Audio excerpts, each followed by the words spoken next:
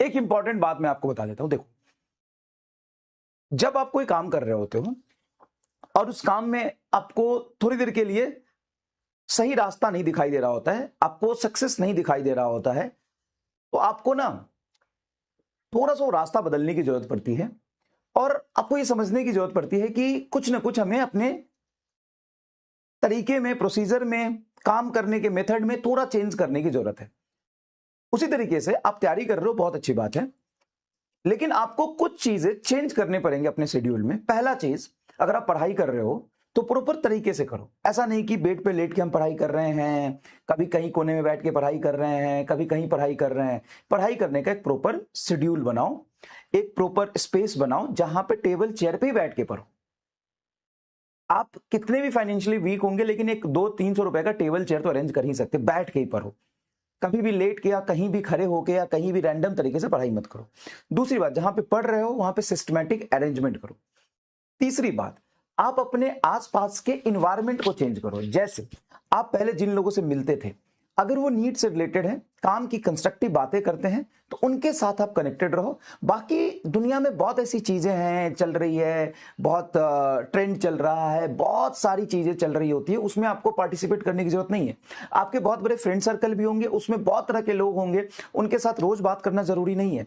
आप सिर्फ उन्हीं से बात करिए जो फिजिक्स, केमिस्ट्री, बायोलॉजी की बात होती हो, नीट की बात होती हो और कंस्ट्रक्टिव और सही तरीके की बात होती हो, डीमोटिवेटिंग बात नहीं होती हो, पहले मेहनत की बात होती हो, उछलने कूदने की बात नहीं होती हो ज्यादा। ठीक है ना? आप उन लोगों से रिलेशन बनाइए। कोई नहीं है तो अकेले पढ़िए। बैच में खुद ब खुद आपसे रोज आके 3 टीचर मिल रहे हैं, आपको और किसकी जरूरत है? 3 टीचर, 4 टीचर रोज आपसे आके मिल रहे हैं, बातें कर रहे हैं, आपको और कितने लोगों की जरूरत है? तो आप अपने इन्वायरमेंट में physics, chemistry, biology, physics, chemistry, biology के टीचर, अपना स्पेस, बस इतना करिए। ठीक है? तीसरी बात ये बहुत इंपॉर्टेंट बता रहा हूं, ये चेंज करो। आप अपने इन्वायरमेंट को, आसपास के इन्वायरमेंट को चेंज करो। अगर आप किसी से बात करते हो और उसका बात निगेटिव है, तो आप उसको नहीं चेंज कर सकते। अगर आप किसी से बात करते हो, वो फिजिक्स, केमिस्ट्री की बात नहीं करता, किसी और चीज की बात करता है, तो आप उसको थोड़ी ना चेंज कर सकते हो। आपके लिए नीट की बात नहीं करेगा, आप उस आदमी को चेंज कर दो। आप अपना इन्वायरमेंट चेंज करो एंड फोकस से सिर्फ फिजिक्स, केमिस्ट्री, बायोलॉजी की बात कर लो साल भर। तुम्हारा 100% फोकस, ध्यान, काम, एक्टिविटी सब इसी के अराउंड होना चाहिए। पूरे साल भर जब तक नीट का पेपर नहीं हो जाता है, चाहे कोई रिलेटिव हो, चाहे कोई दोस्त यारी हो, चाहे बहुत कोई क्लोज हो, सबसे रिश्ता नाता तोड़ दो।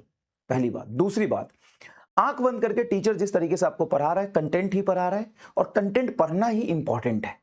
तरीके से पढ़ना इंपॉर्टेंट है, क्वेश्चन करना इंपॉर्टेंट है, अपना दिमाग लगाना इंपॉर्टेंट है, संघर्ष करना इंपॉर्टेंट है, वो करते चलो। बाकी टीचर की तरफ से मैं तुमसे ये प्रॉमिस करता हूं और तुमको चैलेंज भी देता हूं कि जितनी मेहनत तुम नहीं करोगे, उससे दुगना मेहनत मैं तुम्हारे सिलेक्शन के लिए करूंगा। हर साल करता हूं सर, और ज्यादा करेंगे। पिछले सालों की चीजें भी बनी हुई है, और भी ज्यादा आपके लिए करेंगे। और ये मैं चैलेंज देता हूं, तुम कर ही नहीं सकते इतना मेहनत। ठीक है? पहली बात। दूसरी बात, जहां तक कंटेंट की बात है, वो कंटेंट मैं आपको दूंगा जो टॉप 100 के लिए सफिशिएंट होगा। उसके बाद तुम अगर टॉप 500 में जाना चाहते हो, 1000 में आना चाहते हो, सिर्फ सिलेक्शन लेना चाहते हो, अपने हिसाब से उसको सीक्वेंस वाइज ग्रैप्स करना, रैंडम नहीं। रैंडम नहीं। कंटेंट को देखो, अभी के जमाने में मैं एक बात बताता हूं, आज से 10 साल पहले और अभी के समय में मेजर डिफरेंस क्या है तुमको पता है? मेजर डिफरेंस क्या है? आज से 10 साल पहले के टाइम में और अभी के टाइम में मेजर डिफरेंस क्या है? मेजर डिफरेंस है रिसोर्स का। आज से 10 साल पहले लोगों के पास कुछ था ही नहीं कंटेंट, ना तो कुछ ऑनलाइन अवेलेबल था, ना तो यूट्यूब पे अवेलेबल था, लोग के पास ना फोन था, ना कोई रिसोर्स था, उनको कहीं जाना पड़ता था, बंद कमरे में कोई उनको रिसोर्स देता था, उसी लिमिटेड रिसोर्स के साथ वो पढ़ते थे और अच्छा भी करते थे। और अभी के समय में प्रॉब्लम क्या है कि इन नंबर ऑफ कंटेंट्स है। और आप देखो तो कम से कम उम्मीद सीरीज पूरा पूरा पढ़ाया हुआ यूट्यूब पे 6 बार होगा। इन नंबर ऑफ आपको module, in number of test, in number of content आपको मिल जाएगा, खूब सारे मिल जाएंगे, और बहुत हाई लेवल के भी मिल जाएंगे, बहुत अच्छे अच्छे लेवल के मिल जाएंगे। लेकिन प्रॉब्लम ये है कि कुछ भी रैंडम करने से आपका सिलेक्शन नहीं होगा, कुछ भी करने से आपका सिलेक्शन नहीं होगा।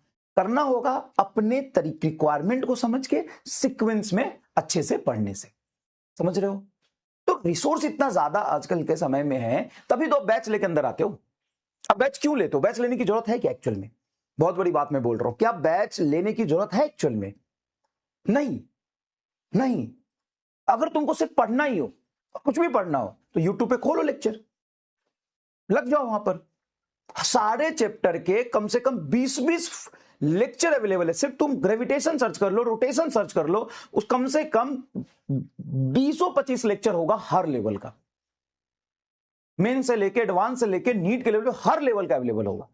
लेकिन कर तुम पाओगे वहां से? नहीं, क्योंकि अगर तुम डिसिप्लिन होकर भी कर लोगे ना तो एक सबसे बड़ी समस्या आएगी कि वो आपके लिए जरूरी है कि नहीं। सही डायरेक्शन में चलना जरूरी है। तो मैं आपको तरीके से जो स्टार बैच का, जो टॉप 100 का, टॉप 10 का, किसी भी XYZ के कोचिंग का जो कंटेंट होता है वो मैं प्रोवाइड आपको करा दूंगा। लेकिन आपको अपने तरीके से उसका यूज करना है। अगर आपको टॉप 100 को टारगेट कर रहे हो तो उसे तरीके से यूज करो, और वो सारा कंटेंट, सारी चीजें मैं सीक्वेंस में धीरे धीरे आपको सारा अवेलेबल करा दूंगा। ठीक है, उसकी कोई टेंशन नहीं है, कोई टेंशन नहीं है। ठीक है, बाकी आप थोड़ा सा फोकस से जैसा कहता चलो वैसा करते चलो। ठीक है।